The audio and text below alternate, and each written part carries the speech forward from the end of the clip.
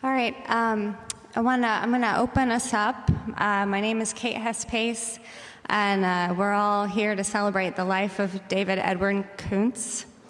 We're gonna have a set of speakers, and then we have some time for an open mic where people can speak briefly in celebration of David. So I was asked to do the welcome and so a couple weeks ago, and so I've been thinking and talking to David about how am I gonna put the fun in your funeral, David? How am I gonna put on a suit that I got at the Salvation Army and then walk into the room and tell 15 minutes worth of jokes where half the room is laughing and the other half of the room just wants the other band to come up on stage? How am I going to walk into the dance floor tonight in that same suit and do the robot until I decide that I have the capability to do the splits and split my pants open for the 10th time in my life at a party because I am so in it? And how am I going to walk in and do the welcome at this funeral and capture what a big presence you had in my life and in our lives and in so many people in our communities? And the truth is that I'm not, and we're not. This is going to be an incomplete and imperfect and inadequate celebration of a full person with a huge spirit. 23 years ago, about a block from here, I was 17 and David was 22, and we opened the Encore Cafe together. And I think at first I was deeply intimidated by his bigness until I realized the truth about David is his fundamental gentleness. It was in that time that we forged a friendship during some of my most formative years, and I know many of you in the room also shared your most formative years with David.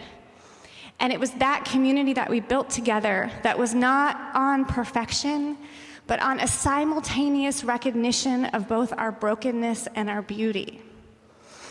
So today we're going to hear from all kinds of people who know and recognize the open-hearted man that we loved, the man that we laughed harder than almost anyone with, and also tell the truth about what our experiences with him were like.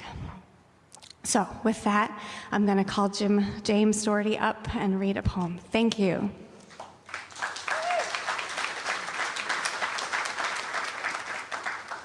Thank you, Kate.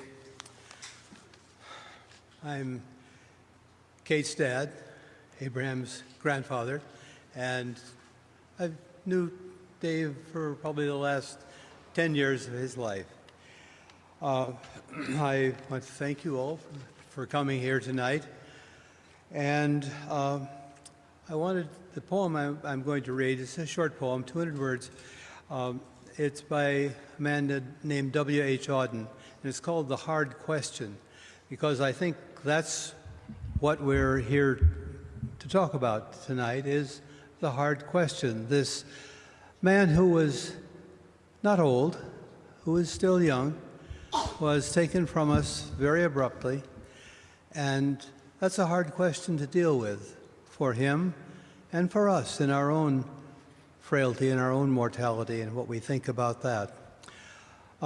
It's a poem that talks about not just hard questions, but about remembering.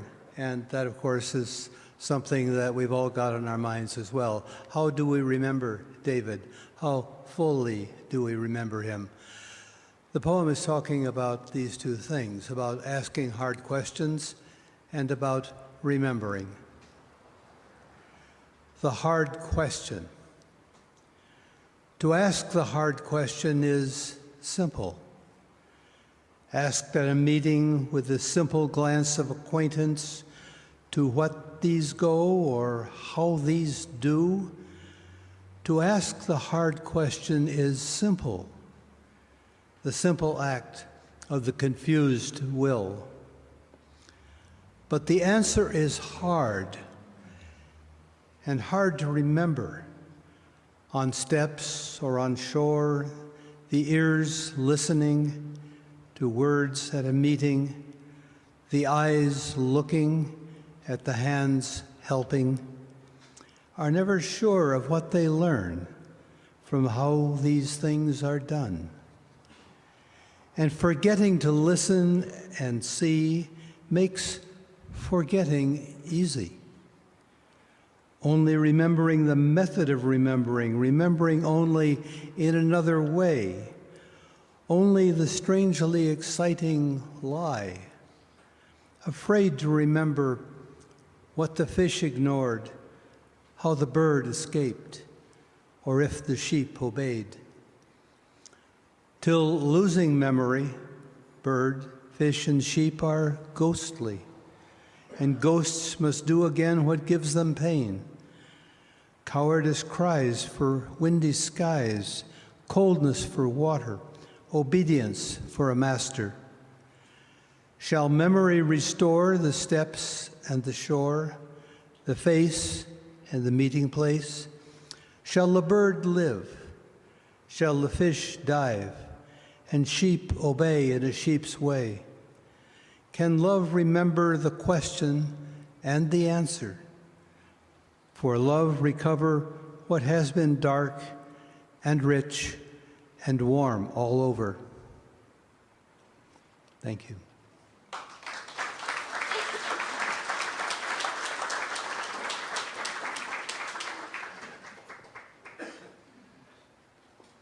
Okay, I'm nervous. But it's really wonderful to see all of our friends gathering from all over different places that I've known a lot of my life, and I know David knew a lot of his life and were important to him. I knew David since I was 14, and with the nod from Kate and Erica, Stephen and I wrote his obituary with Kate Hespace, and so I'm going to read that. I tried to read it in the car, it didn't go so well, but okay, I'll try not to cry. David Coonce died May 24th at his home in Bloomington, Indiana. He was born in Indianapolis, Indiana, on the day that Nixon announced his resignation, giving his mother 2 reasons to be very happy. He leaves behind his beloved son, Abraham James, ex-wife Catherine Marie Dory, girlfriend Erica Isaacson, sister Emily Moreno, mother Kathy Coonce, father Edward Coonce, and countless friends, co-workers, and adoring fans who are forever enriched by his time on this earth. David moved to Columbus, Indiana, just before middle school. There he developed lifelong friendships and a love for punk music. Before leaving high school, he ventured alone to Olympia, Washington, to a burgeoning riot girl punk scene that shaped his worldview and sparked a love of travel and pen pal friendships. Many of you pen pal friendships in here, probably. He maintained throughout his life. After high school, he attended Ball State University, studying in the theater program, and collected more lifelong friends, more awesome weirdos playing music and attending shows. It was in Bloomington, Indiana, where David found his special purpose, actively supporting the DIY punk scene, starting an independent record label, and releasing music by his friends. He wrote personal narrative zines, which were recently compiled into a book, Lucky Number 12, edited by his mother, Kathy, and designed by his girlfriend, Erica. He played in a band that toured the U.S. and released several records. He supported thousands of bands, attending their shows and buying music and making more friends. David was known for a time as the mayor of Bloomington due to the innumerable friendships he cultivated. His brief tenure as a stand-up comedian was like that of Andy Kaufman, brilliantly confusing and always hilarious. His bombastic sense of humor was always on. You never knew if he was speaking his own words or quotes from The Simpsons, The Jerk, or an old prank phone calls tape. He developed a passion and talent for cooking, always boasting the most popular dishes at potlucks and working in local restaurants for over 25 years. He was a voracious reader, trivia whiz, hula hooper, blooper connoisseur, pants-splitting dancer, serious baseball aficionado, and a die-hard Padres fan. In 2006, he married Kate Daugherty, finding a like-minded woman grounded in intellect, humor, feminism, and a shared passion for food. Hey, Garfield.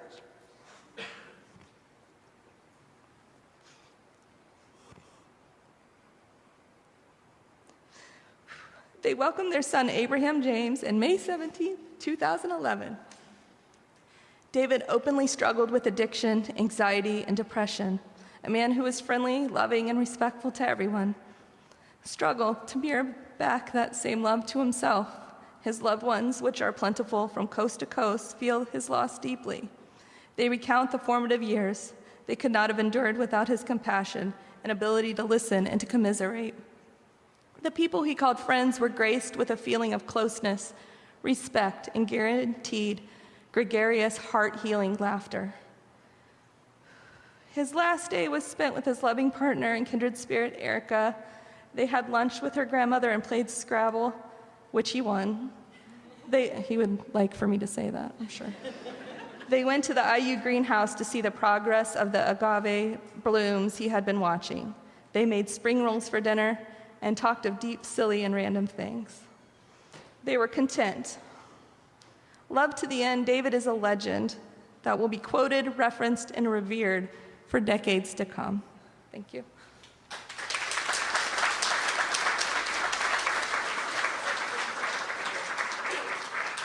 Okay, so now we're going to have a series of reflections. Is Brian here? Okay, so we're going to start with Erica.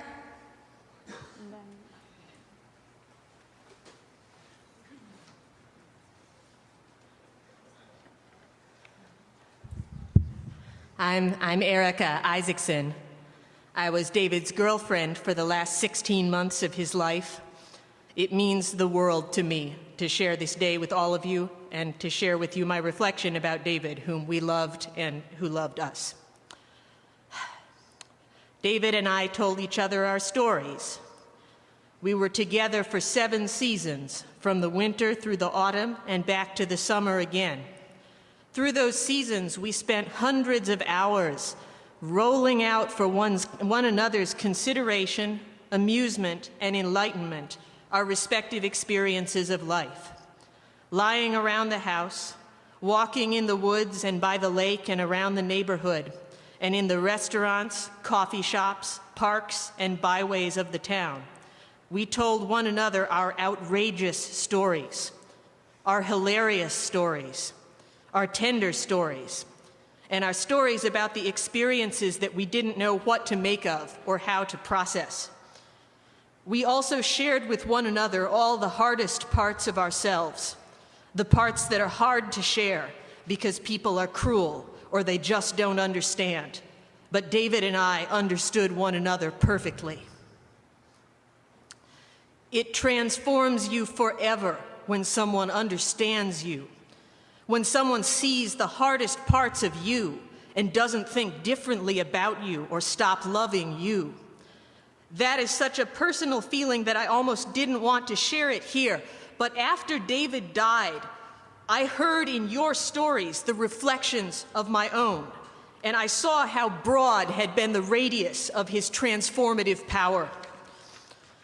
You said, David was the only person who didn't judge me when I was going through something rough. David believed in me in a moment when no one else did. David was the only boss I ever respected, and it changed my attitude towards my work. David was friendly to me at a show after he saw people being mean to me. David treated me with patience, dignity, and respect when I was young and acting ignorant. David reached out to me when I was thinking about suicide. David helped me get sober. For all of these reasons, I want to venture the following comparison. David's favorite film was The Wrestler by Darren Aronofsky. There are many parallels between David's life and the life of the wrestler, who was the title character of that film. Like the wrestler, David got old before his time. At the end of his life, he worked at the meat counter of a grocery store. Powerful light and powerful darkness were in him. The darkness was in the demons he struggled with in his own heart and mind. The light was what he shared with others everywhere he went, through his good nature and his deep natural dignity. It was this interplay between the light and the darkness that gave the light he shone into the world its moral weight and its spiritual radiance. And although his legendary achievements were many, it was this weight and this radiance from which his legendary nature really proceeded. Thank you.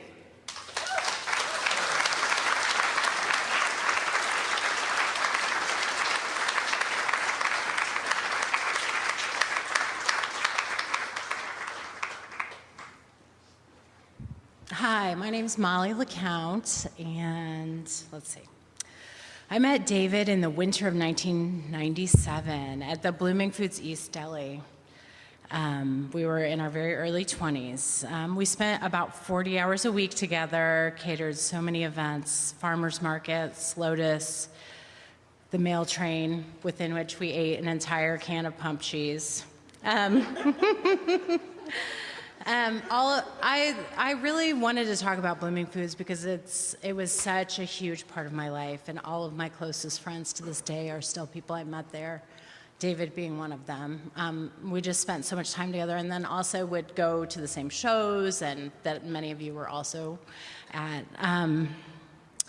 So that was huge, but David was a cook and a hot bar chef, the maker of giant vats of hummus and millions of samosas, and he worked in the back in the kitchen and didn't interact with customers very often.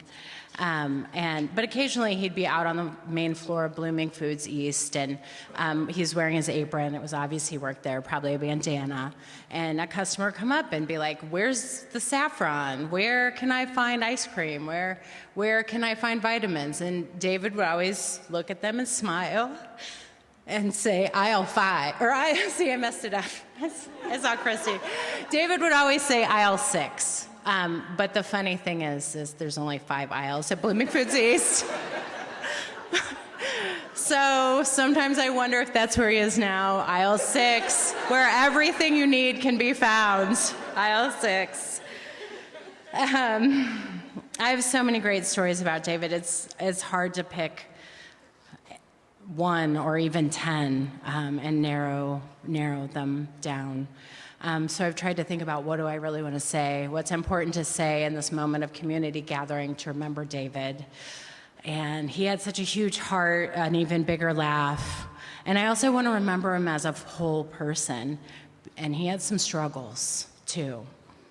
And, if I am just trying to think about, what do all these stories mean to me? What do I want to say? And it's that I love David so much, and I worried about David so much, and I'm so grateful that I got to be his friend for 20 years. And it says mic drop, but I'm not going to do that.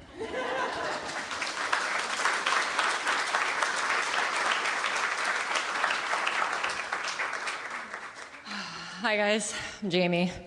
So nervous. You guys are awesome.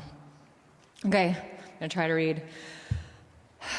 I actually don't remember meeting David. I feel kind of bad saying that right now, but I don't.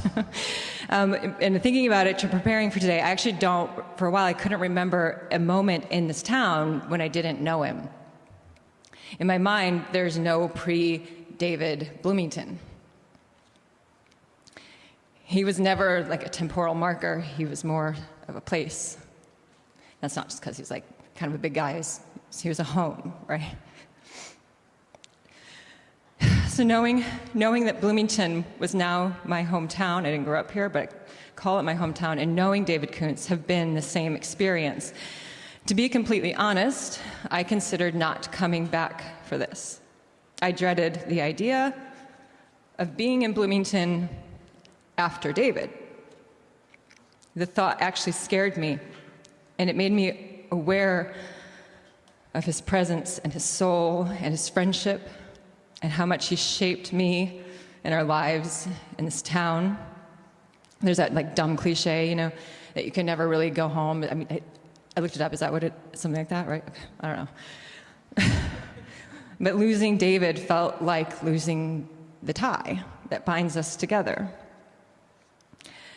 But I considered staying in New York and letting this little precious part of my life live on forever. But can I say this? Like, fuck that. That's the most un-David Coonce thing to do. To blink, like to not stare loss in the face, because you might miss something beautiful. And it's always the beauty. And then I did realize, while I don't remember meeting David, I actually do have one clear memory of Bloomington, Blooming Foods, when I know that I didn't know David yet.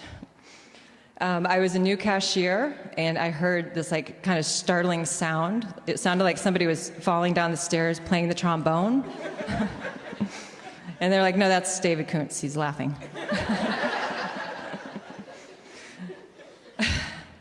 So I don't know really how to talk about David, but I do know how to talk to him. So here it goes. I promise it's not this long, it's just maybe things are crossed out. Dear Dave, I miss you so much, and I wish that you were here to help me write to you. You'd be so good at writing this. Like, if anyone deserves to attend their own memorial, it's David Coonce, right? You would find the exact center point, the paradox, where the feelings that we are feeling are literally the most important and significant feelings and most poignant things anyone in the world has ever felt. And also, the common, everyday, passing moment that will just go into the next. Somehow, you were a master at this, at finding the singular in the universal. This is how you lived, just at the brink of awe every day. You were the human embodiment of the reach, that space that exists between everything that calls itself I and everything it looks at that it calls you. There's always the reach, the song, the space in between. That was you, the reach. And I want to tell you that I think that makes you so cool. You are the coolest person I've known. David, more than anything, I want you to know this. We are so proud of you.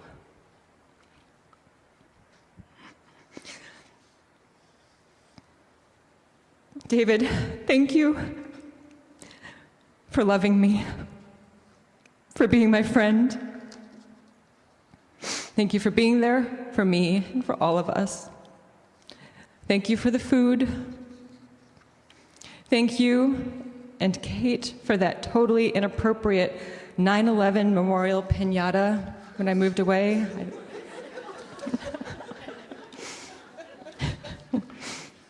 Thank you for loving this town and this community with that big open heart. You know, I realized you guys want to know, off the record to David for a second, why this town is so great. Because David loved it a lot.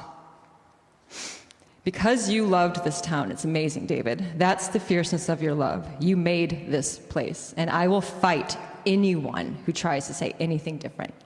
No, that's not true. That's not true. I was trying to do Dave just now. You guys good?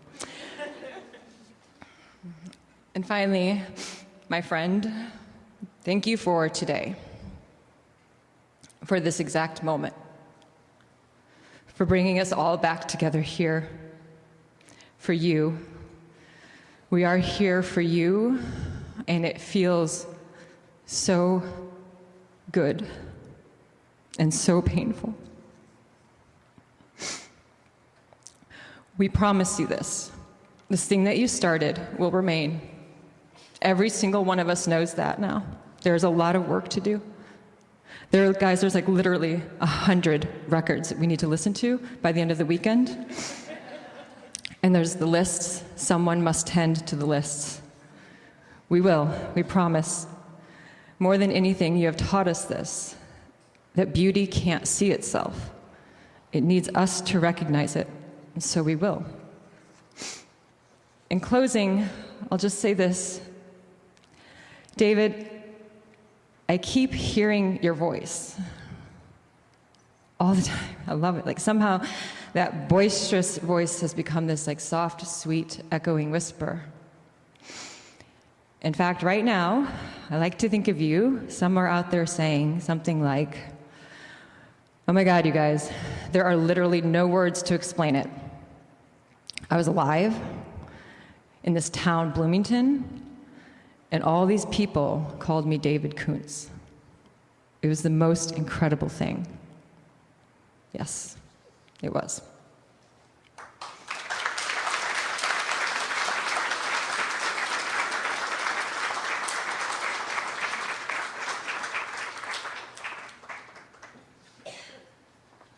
Okay. Wow. All right, let me find this. I don't know how long this. I'll smooth up. I know. Okay.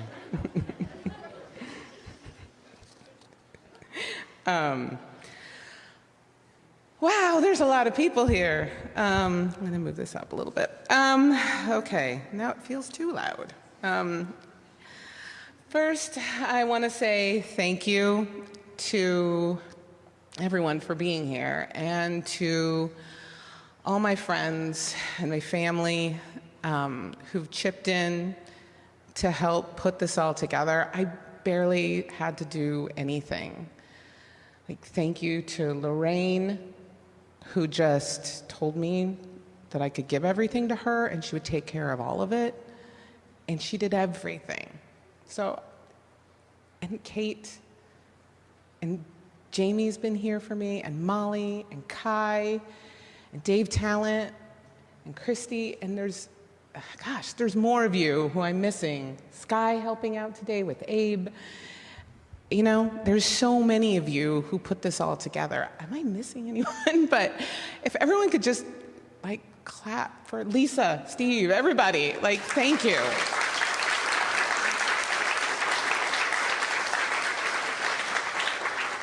Like, it's one of those things where you're just like, you go along in your life and then all of a sudden everyone comes together and you're like, holy shit, sometimes I hate this place, but what the, you know, like, this is amazing. Thank you to everyone. I have an amazing support system, and I'm so lucky, and thank you. And thank you all for coming. I just wrote down here, this is the best, worst reunion ever. Like, it's so amazing to see everyone, and this sucks, and it's terrible. But I'm so happy to see you all. And thank you for taking the time to travel. The thing I kept thinking about saying to everyone, and it just kept going over and over and over in my head, is that he broke all of our hearts. Each of us who were really close, like, he broke our hearts at some point. He let us down. He didn't show up. He missed something. And it's all textbook alcoholism. Like, we didn't hear from him. We didn't know what was going on. We knew something was going on because of Facebook. We would maybe message him. And then you'd get a message back saying everything's okay. Or you wouldn't get a message back saying everything was okay, and you'd get this, you'd be powerless to stop what was going on. It was so much shame. And he couldn't see this. He couldn't see it. And it was so infuriating. And it's so confusing. It's so confusing to have all this and not see it. And he knew he had all this. That's the thing. And then I know all of us, and I'm sorry, I'm going to ramble for a little bit, so I hope you're all okay with that, because I'm his ex-wife, and so you have to be. So, suck it up. Tell me it was great at the end. And so he had so far to fall, you know, because he was the core of this community for a while, you know? So not hearing from him, not seeing him, not having it was really sad. You wanted him to show up. When he said he was going to show up, you were so excited, especially at the end, because you're like, oh, maybe he'll come this time, it'll be great, and it'll be fun, and he was so good, and he was such a loyal friend, and he was so fun, and so smart, so smart. He always had a complex about not having finished college. And it was just like, you're so smarter than tons of, most everyone I know. He's like the smartest person I ever met. And he's so funny. And despite all that stuff that I just said about getting let down, we all knew, I don't think any of us, to a person in here, didn't think he was a good person. Like, he did all this stuff, and we all know, I don't think any of us would ever say that he was mean, ever mean, no. And even after the divorce, even after all the hell we went through, I never for a minute thought that he was a bad person. I could be mad at him, and I knew he knew that, but I never, like in the moment, but never as a person. I knew he was good. I was thinking of David's stories, and I was like, there are moments where even now, I'm like, oh man, I want to text him what's going on right now, because he needs to hear this. And like, I remember this is such a weird story, but even as we grew apart, I could text him a photo of Abe at the Shedd Aquarium, being like, well, they have a really great exhibit at the Shedd Aquarium. You can pet a sturgeon. and I was in a bar in Chicago with Rachel, and he texted me back, he's like a sturgeon, touched for the very first time.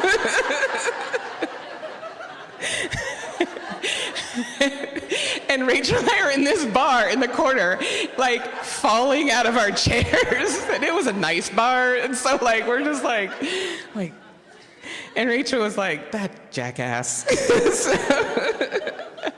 And all you've said, the same thing. Like, look at us.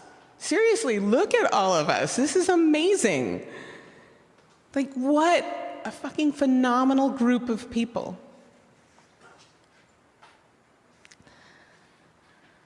Like I said, this is awesome and terrible. I moved down here, and I remember I had this just amazing group of friends in Chicago, and when I came down for the first time to visit David, and I met all you guys, I was like, oh, these are my people. They just live in a different town. It's like the exact same people I'm friends with. It's really weird that you guys are all, like, it was, and then I moved here, and it just like, I got grouped in with everyone, just kind of carried along. And still to this day, that's how I feel. I feel taken care of and protected and loved by this community. Where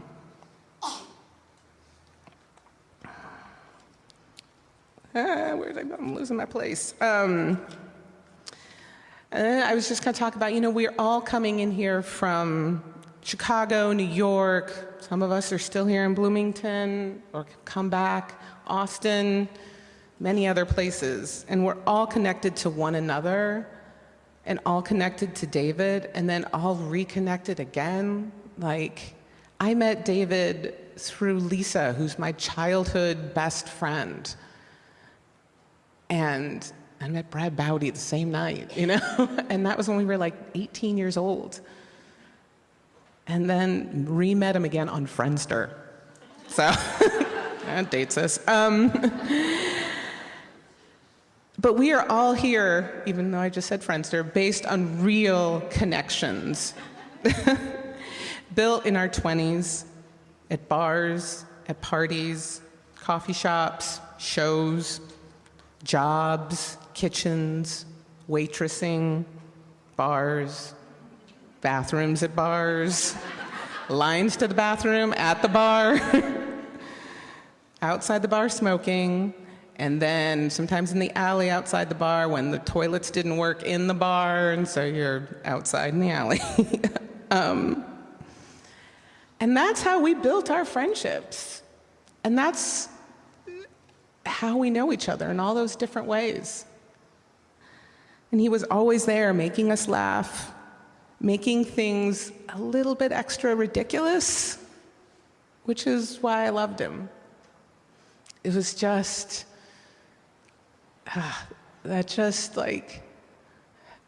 being like, how is he going to make this a little bit funnier, more like, what's going to happen, you know?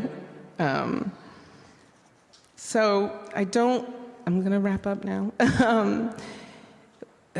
While I say all that, we also can't forget how painful the decline was and how tragic it was, and how he fundamentally didn't deserve the life he got. He did not. Be honest with me, be honest with each other. Be human tonight, let everybody be human. And let us celebrate his life tonight. Be ridiculous. And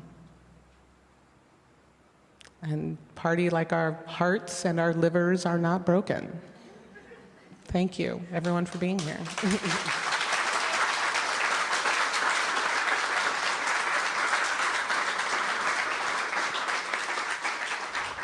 Okay. Rick Nagy, I'm looking for you. Okay, and then Chris Lombardi. We're going to have 2 songs. All right, and then I'll have you.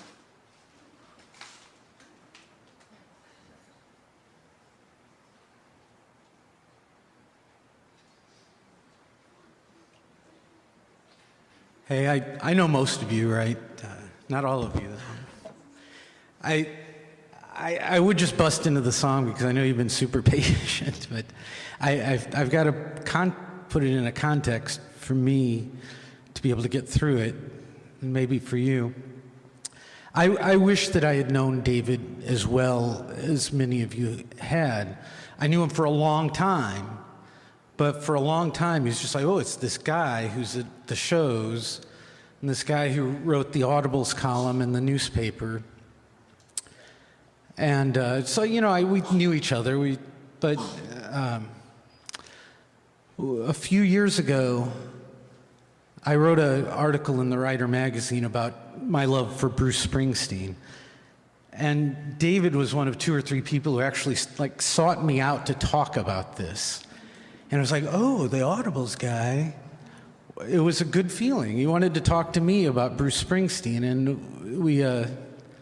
that was kind of like the beginning of getting to know each other. And then we had kids at about the same time.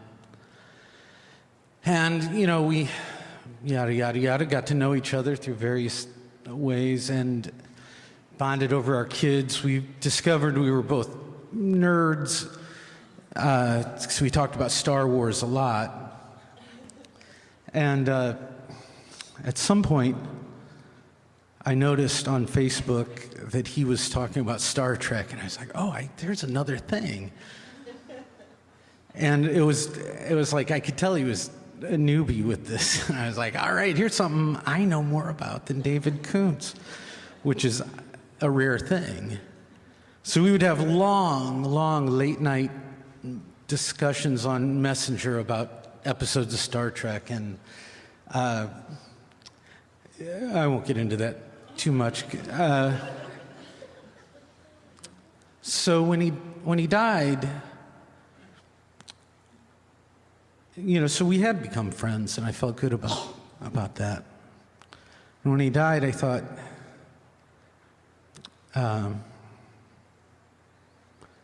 boy, if I got to say something for him, there's one thing from Star Trek that anybody who's a Trek geek knows is the highest honor that you can give somebody in terms of a eulogy. And if you know it, I'm going to say it. And if you know it, you can say it with me. Of my friend, I can only say this.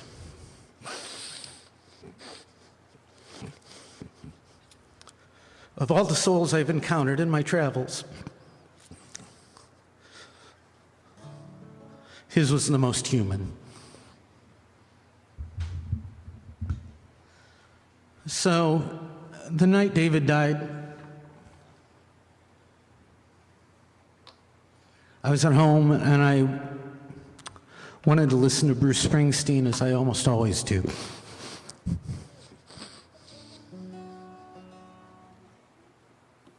And when times are hard. So I was playing playing around with Thunder Road, which was a song I know he loved and I love. Bruce Springsteen meant a lot to both of us.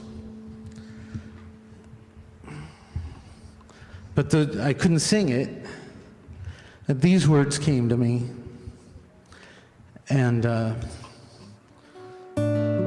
if some of the chords sound familiar from Thunder Road, I'm sorry, but I was singing Thunder Road. These words came to me instead. And God knows I'm going to F it up, and I'm sorry, it's hard.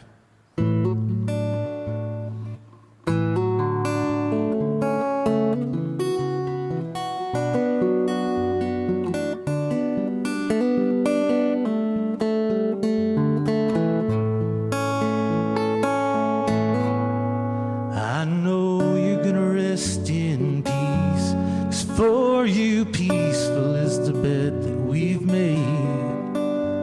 When the universe stole your soul, I hope you weren't alone and afraid. There are many here who gladly would have held your hand and kissed your brow. There are many here who badly wish they had the opportunity now. You had to go for a moment, but please know wherever you roam, we left a trail of memories so you can follow it home. So you can follow it home.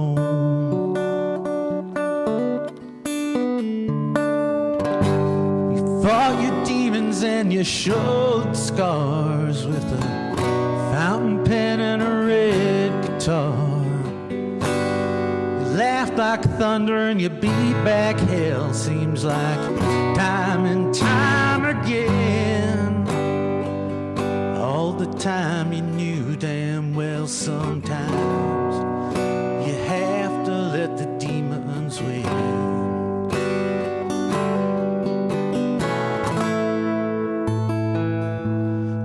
I know you're gonna rest in peace, 'cause for you peaceful is the bed that we've made. When the universe stole your soul, I hope you didn't feel alone and afraid.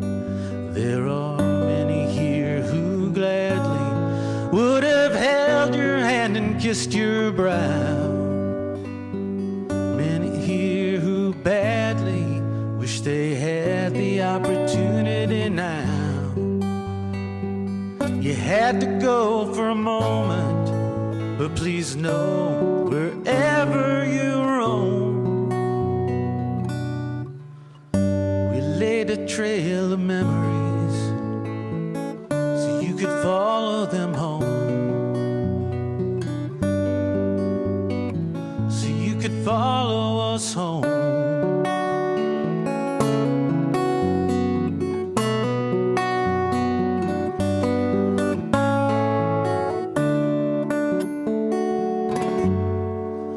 So thank you, David.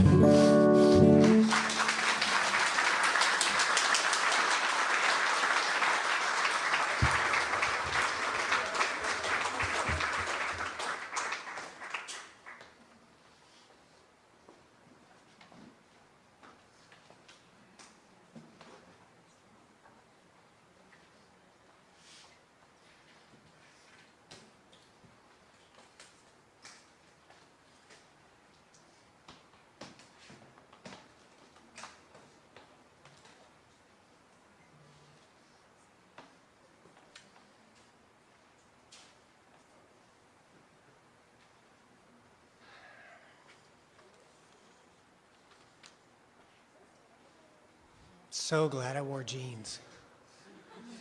All right. So I'll read something real quick, and then I do have a song. When those we love leave us unexpectedly. Thanks. I think I've done this before. There's a greater burden on those that are left behind. And that is, it is completely up to us to decide how we remember them. There's no chance to have fond remembrances with him or her. No chance to say, I'm sorry, or to offer forgiveness. No chance to laugh at old jokes or make one last new memory. It is such a burden. Therefore, it is up to us to decide if we make that burden a gift. And this is how I choose to share that gift. I'm on record as having a fondness for David that bordered on obsessive. When I first met him in the spring of 2000, I knew immediately that I needed to be his friend. Not wanted, needed to be his friend. I was concerned in that early 20s emo scenester way that I wouldn't make the cut. I needn't have worried. David made friends easily, quickly, and as we can see looking around and as the word has popped up so often tonight, they were lifelong friends. He was always willing to talk music, politics, comedy, music, religion, baseball, food, music. I've been lucky enough in my life to have several music lovers with whom I just clicked. I suspect many here shared that with him, I have no doubt. It was so great to be able to wax rhapsodic about Fugazi, learn about Jawbreaker. That's right, I did not know about Jawbreaker before David. And still throw all that independent DIY scene cred out the window to air rock in the B Foods kitchen to Avril Lavigne. What a gift. When it came to comedy, he had a savant level ability to quote The Simpsons. To this day, not a single week goes by that I don't quote lines that we laughed about. And I will be honest here. I can't say for certain that I ever even saw the episodes that we were quoting. I just picture our exchange and David's ridiculous laugh. It's mostly me starting the quote, him taking over and replaying the next 10 minutes of the episode, because he could do that. What a gift. I think politics was our other strongly shared topic. It is customary at these gatherings to say, I never heard so-and-so say a bad word about anyone. Well, let me tell you. I was closest with David when GW and Dick Cheney were in the White House. The man had opinions. But more than that, it was his compassion for people, particularly the underserved and underprivileged, and his desire to see them treated better and more fairly. That was evident. We need more of that. I have two quick stories to share for the song. Once we were,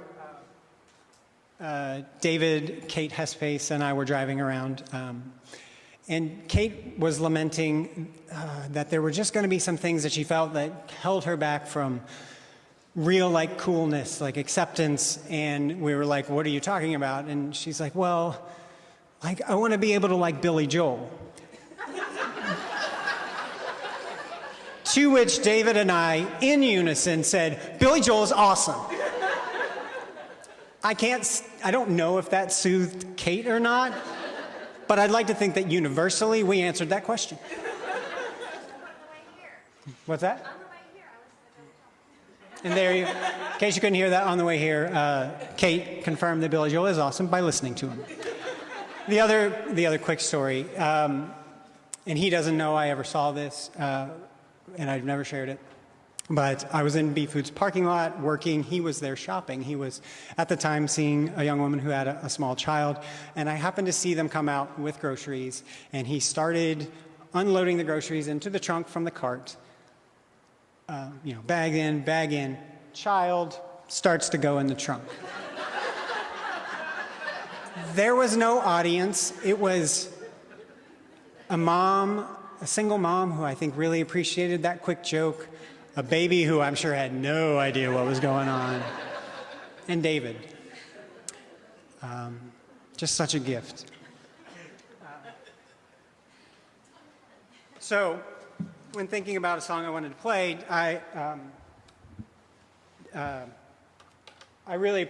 I did not appreciate Bob Dylan prior to knowing David. Sorry if that's blasphemy. But I do now, promise. And so I really wanted to do like a 20-minute version of Hard Rain's Gonna Fall. But there are so many words to that song. No. But I decided I needed actual memory with music and David, and I have a great one. I went to visit him. There was this period of time that we refer to as the wilderness years when he was in Chicago.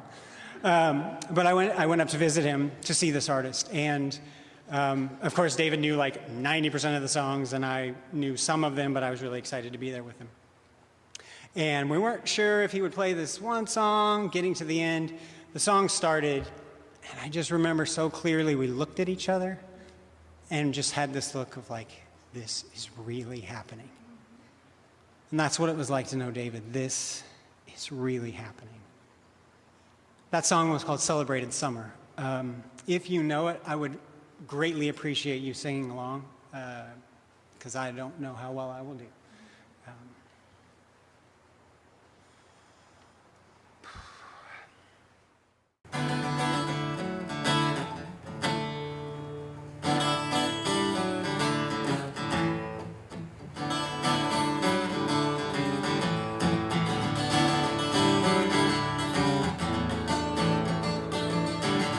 Loving havens in the air and falling from a flower.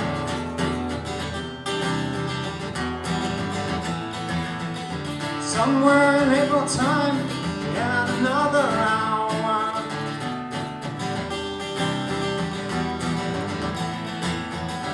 Guess I better think up a way to spend the time. Just when I'm ready to sit beside the summertime. Should I go fishing or get a friend to hang around? It's back to summer, it's back to basics, hang around. Oh, getting drunk out on the beach, playing in a band.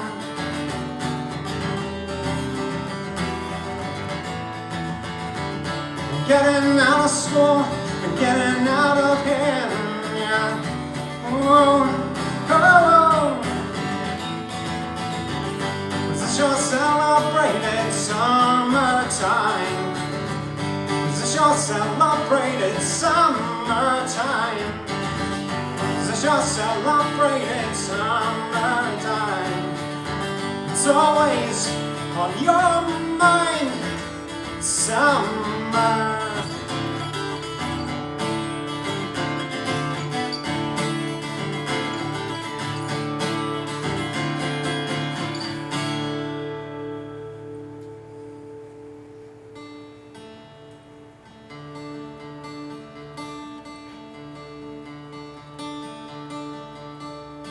The sun disintegrates between the wall of clouds.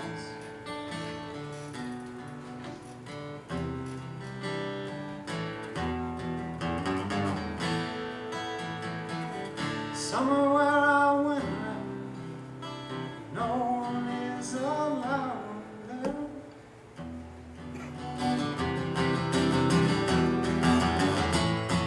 Oh, you remember when the first snowball fell?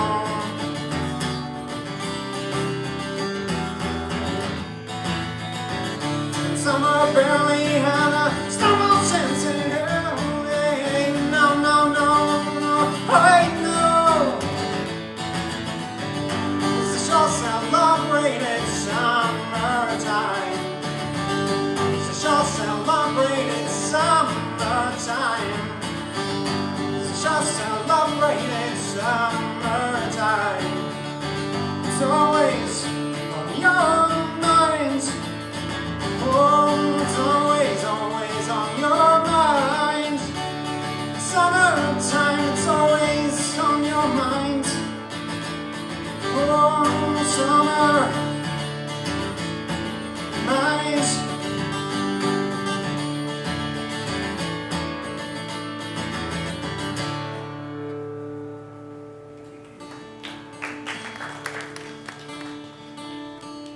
You remember when first snowfall fell?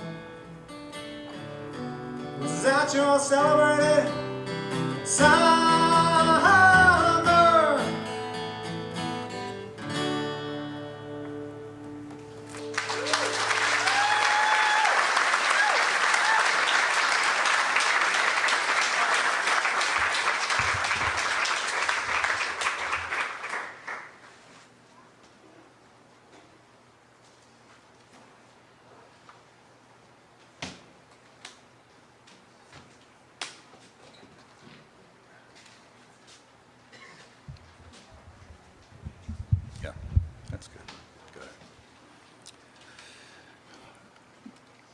The day after Christmas, 1974, his mother Kathy and I packed our few belongings and little 5-month-old David into our '64 Chevy. After digging out of 2 feet of snow and ice, and headed out Route 66 for California, where Kathy had a job waiting. We made it to San Diego on New Year's Day, 1975. There were sirens everywhere. Actually, when we came down out of the mountains onto Highway 8 heading down into San Diego County, it was the Santa Ana season. There were fires everywhere. Everywhere we looked along the horizon, there were plumes of smoke rising. And I thought, my God, what have we got ourselves into? We literally had to chop the car out of the ice and snow to get it on the road to go.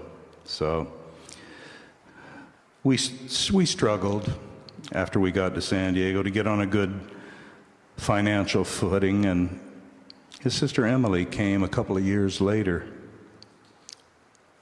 making 2 beautiful children, and our family complete. David was fun-loving, inquisitive, all boy, acutely aware of all that happened around him and testing every boundary. I suffered in those years from intense PTSD stemming from my 2 tours as a combat Marine in Vietnam. I struggled to make it through each day, and eventually Kathy and I split up in 1980. She took the children to Columbus, and I stayed to fight my way through another 20 years. David had so many friends and so many interests that I had to watch from afar. I'm deeply grateful for the life and the upbringing his mother made for him and Emily. When David and Emily came to see me in San Diego, I was simply overjoyed. And when Abe came along, I fervently hoped that he'd have the father that I, having been raised in state institutions and abusive foster homes, never had. David was resilient, loving, and his genius was evident, as were his demons. I know I and everyone that's ever known him will miss him, and I will do everything I can to make sure that Abe, the 5th generation to bear that Coonce name, has every opportunity to excel, to maybe someday understand his family history. And I'll do everything in my power to help him live in a better world. I appreciate Kathy publishing his writing. He's very introspective, self-dissecting even, and romantic, and all of this swirling above his demons. At this point in my own life as a writer, artist, actor, theater director, and filmmaker, I wonder, how can I best tell David's story? I will try. I will try so that Abe will know, and long after I'm gone, will understand. So thank you all.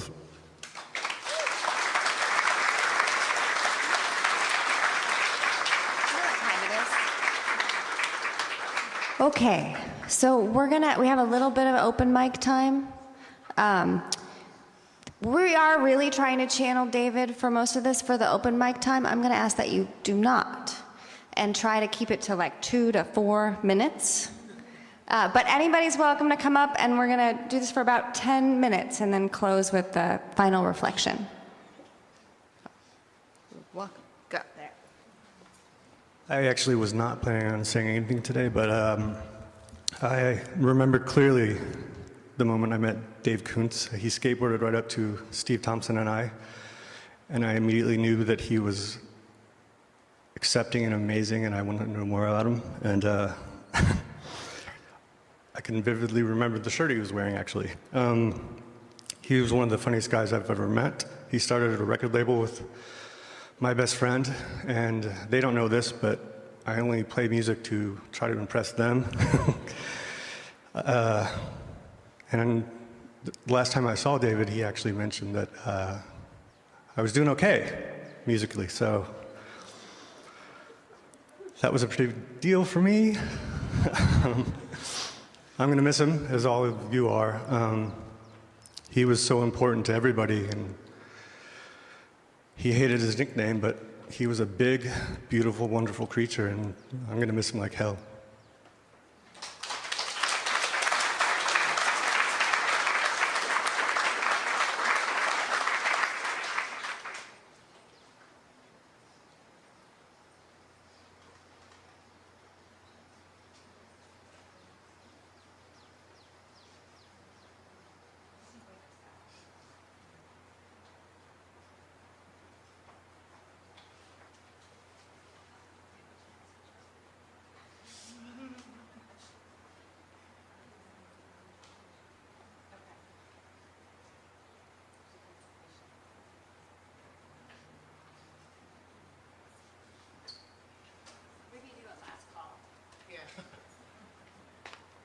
Last call for the open mic. And another hand for Oliver for helping those of us who can't.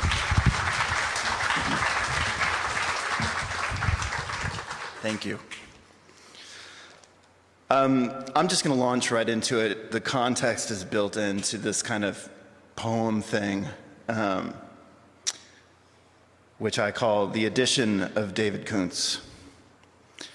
It's weird, I will just say that how much it echoes what his other friends have said today without any, pre-talk. So, I don't remember the first time I met David Coonce. Maybe it's proximal to this or that band at Second Story, a house show maybe. Maybe I will never remember, because David is like that. Once you know him, he kind of gets retconned just about as far back as your real Bloomington goes. I do remember the first thing he said that landed in me, standing with others in the half shadows in a circle in what used to be Charlotte's kitchen. Memorial for Jerry, soup is on. How humble what we do when the subtraction machine does its heart-butchering work. We talk, we make food, we empty cups. We try to push into air any real we can say. We try to remember into the shape that has been carved away. Yes, so someone's making soup. I remember his voice as he turned and looked at it. You're not reducing this soup. The elements need to be reduced. This should be reduced. You gotta reduce this soup. And I remember Charlotte there putting her hand on his arm. Then I remember him insisting more quietly, and Charlotte thanking him by recognizing what he was really saying. There is a way things should go, and this is not it. As the years go sawing on, I have taken to dealing with mortal cognition and everyone dying all the goddamn time by calling the horror the subtraction machine. Subtraction invites grief, and grief is an animal that is never finished with you. And it's not just heart butchering, it's nervous in the teeth, sunburn on your foot soles, bookmobile slamming into your iceberg canoe, etc., etc. This is an area in which I have no self-doubt. It is true, but nothing true is the whole truth. And I don't want to do this. To just name butchery doesn't remember David. We're busted by our limits, all of us. And that is if we're good, really. I want to remember here his addition to my world, which is magnified to any world I get to support or enjoy or try to maintain. Even gone, he adds to me, to us. Trust, not all of these additions are of equal merit. Not everything that gives us life is welcome. As a young person, I took great pleasure in hating the Jim Blossoms. But David Coonce put an end to that. And once he took from me my callow delight in deriding that band, he added to me a measure of humanity, even if I'm only ever going to qualify it as, hey, jealousy makes me think with great fondness of David Coonce. The additions pile up. Like one night in the video saloon when our numbers are strong, someone mentions that Allison Powell's dog Stella has died. That's great, said David. Not everyone thinks that's great, exactly. What? He said. That dog was a total racist. I'm happy she's dead. Out of subtraction, addition. That Stella judgment was like a really, really abridged version of Hunter S. Thompson's Nixon obituary. Not done. He and Kate introduced me and Camellia to the mind flaying that is Tommy Wiseau's The Room. It's almost dirty to make mention of the giddy glee I could feel coming off him in waves.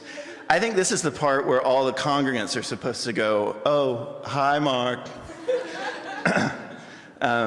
And then, of course, I pull this outfit off because it's pull away. Of course, I'm really wearing a tuxedo. And if you don't catch the football that I'm going to toss you, whose memorial did you even really come to?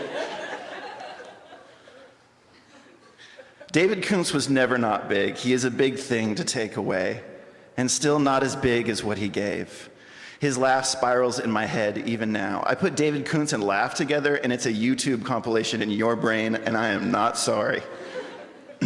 I'm not sorry for Kate Hess Pace, figuring out that the only person we should call to determine the lyrics of Remix to Ignition by R. Kelly would be David. I mean, fuck R. Kelly, obviously. But to be able to call David in the middle of a summer afternoon, if I was writing it as a screenplay, I would have the Kate Hess Pace character say, yeah, no, I know he says bounce a lot, but like, how many actual times? Camera pulls back, Hespache puts him on the speakerphone, sets it on the table, and four figures turn their ears to David Coonce's voice. Bounce, bounce, bounce, bounce, bounce. Bounce, bounce, bounce. Cue laughter, dissolve. That's a real thing that happened.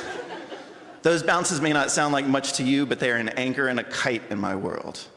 In the grandest of the moments I knew him, he was a conduit for the kind of joy and wonder that paradoxically feel enormous enough to defy gravity, almost for good. The party at his wedding was huge and great, but I remember the honor of being at the ceremony earlier at that little lichen and moss chapel beside the Union. That ceremony is very small. The said things are things people say when they break champagne bottles against their best effort at making a mysterious and wished-for future come true. I remember David nearly breaking apart, vibrating out of his skin, staggered with joy and the obligation to joy in the face of the world, which always seems to have its knives out, especially for those whose enlarged hearts are ferociously keen to it all. Sunshine and pain. Oh, David. I can't think of him without thinking of him laughing, but inside that laughing, he is always alert to the vertiginous depths that are always part of what it means to be. Laughter as ascent. Laughter as head gloriously above water. Kate, Abe, Erica, dear friends, I'm trying to give back what he gave me. If I'm doing it right, I always will be. Every good thing he was and made and inspired, it is all of ours. But most importantly, it is yours. And here's the part where I can't just come to an end. When we are crushed, when we feel split apart and carried away, it's common to say we have no words. It's as true as anything can be when we are crushed. And it's not true. We have too many words, more than we can say. Words that we know should have been the words we heard or had touched or looked or cried into us by someone gone. We don't always remember, but we teach ourselves, our beloveds. We teach our parents and our friends who we were and who we are. It is a library of gestures in the hopes that we will love and be loved. We come nearest to teaching them the larger part of everything if we show them they are loved and that they must love up and down, left and right, endlessly, that they should love far and wide across the mouthy tornado and quiet fern and ocean of fanged embers that is this world.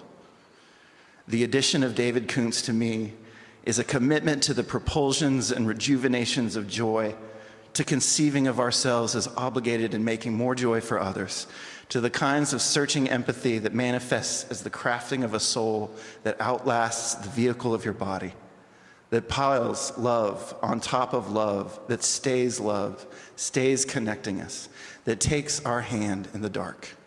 Thank you.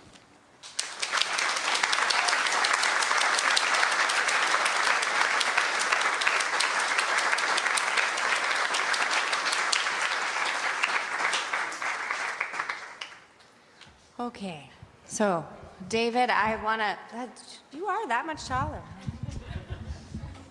We're almost done. I'm gonna be real quick, here. All right, so I just wanted to say to David, I feel so confident that this room and this world is gonna commit ourselves to carry your big spirit forward. And that starts tonight at a dance party right after this, at the Bishop right down the street, and I think we'll be here for about 15 minutes and then move down there. So thank you all so much.